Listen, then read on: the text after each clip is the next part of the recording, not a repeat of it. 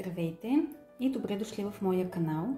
Днес ще си направим едни много вкусни и лесни бисквитки, които са много здравословни и стават много бързо, само с 3 съставки. Ще ни трябват 2 банана, половин купичка овесени ядки и малко мляко. Започваме, като си намачкваме бананите.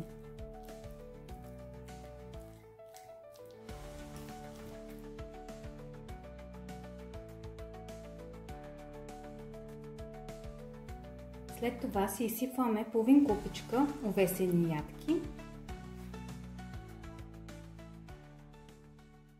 Към овесените ядки добавяме намачканите банани.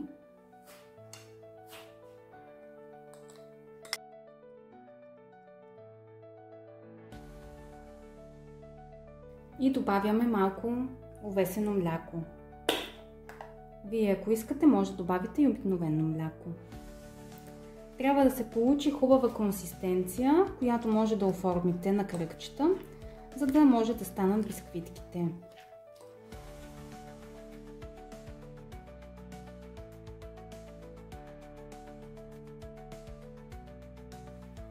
Нашата консистенция вече е подходяща, може да я видите. И сега ще оформим нашите бисквитки.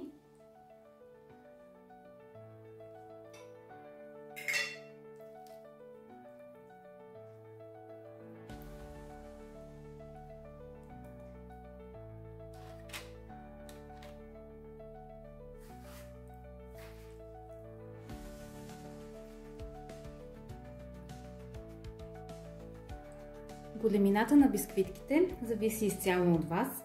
Може да ги направите както ви харесват. Аз ги правя по-големи.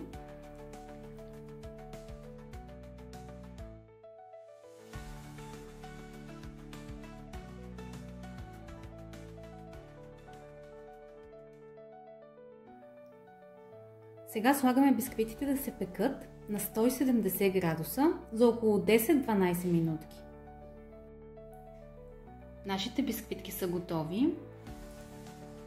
Ако вашата фурна е по-слаба, може да се наложи да печете бисквитките около 15-20 минути, докато видите, че хващат златист загар.